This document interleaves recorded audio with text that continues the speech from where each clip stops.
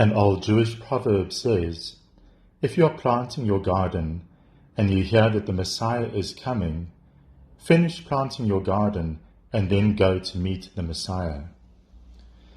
We can be over-eager, deceive ourselves, and chase after the wrong Messiah these final days before Christmas. In today's Gospel, John the Baptist sent his disciples to ask Christ, "Are you the one who is to come, or do we look for another?" The one who is to come is a scriptural expression for the Messiah. Messiah is Hebrew for the anointed. The Greek equivalent is Christos, the Christ. The promised one of God is the anointed one by God, the one anointed by God, the Messiah, the Christ.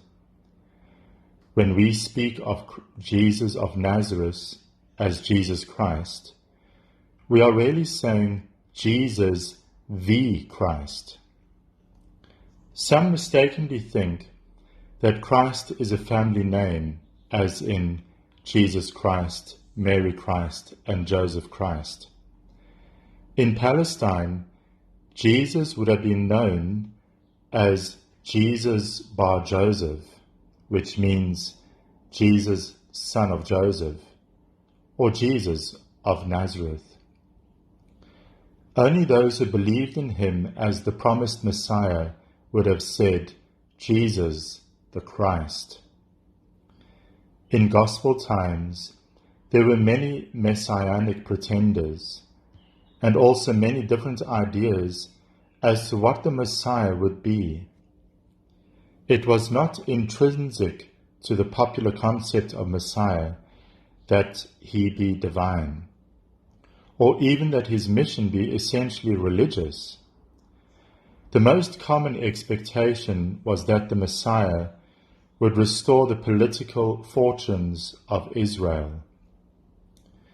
Many thought that he would be a new Moses, another Solomon, a new Elijah, or another King David. In the Gospels, the people wanted to make Christ a king. The title on his cross was Jesus of Nazareth, King of the Jews. But Jesus was a different kind of Messiah. He was a Messiah very few expected.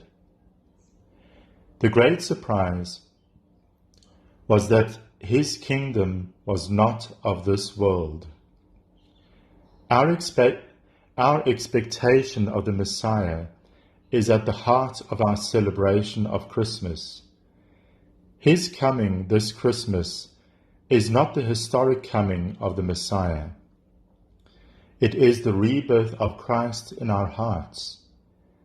Christmas is celebrating a renewed sense of God's presence in our lives. God comes into our lives in many ways.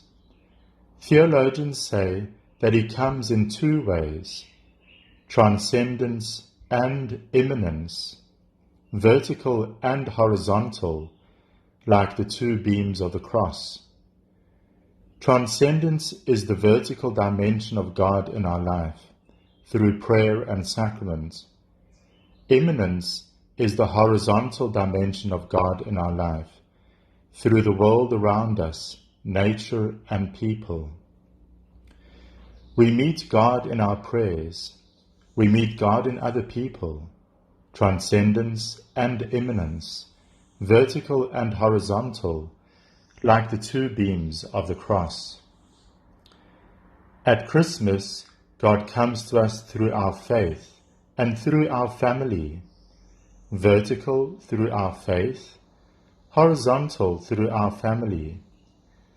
All the other trappings of Christmas are not the coming of the Messiah.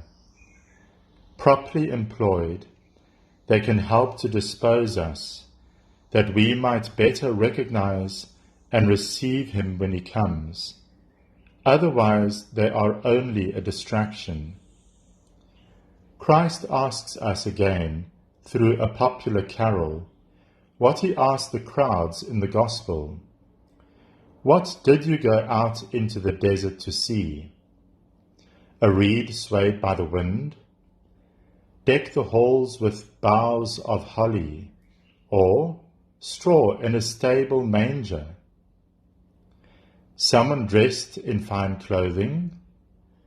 Don we now our gay apparel, or an infant wrapped in swaddling clothes? A prophet? I tell you more than a prophet.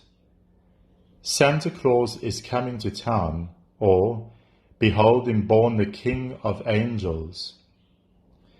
In these final days of Advent, if you hear that the Messiah is coming while trimming your tree, or wrapping your gifts, or planting your garden, finish your task and then go to meet him. The Christ who will come to you this Christmas will be the one that very few expect.